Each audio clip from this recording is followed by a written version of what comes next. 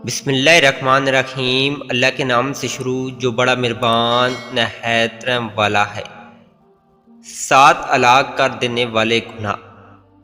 रसूल अल्लाह सल्लल्लाहु अलैहि वसल्लम ने फरमाया, 7 अलाक कर देने वाली चीज़ों से बचो।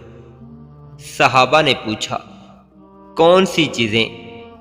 फरमाया, नंबर 1 शिर्क, नंबर 2 माल की हरस, नंबर 3 कत्ल, नंबर 4 सूद, नंबर 5 यतीम का माल खाना, नंबर 6 मार्के से भाग जाना, नंबर 7 मोमन औरतों पर तोहमत लगाना। अल्लाह हमें नेक बातों पर अमल करने की तौफीक अता फरमाए।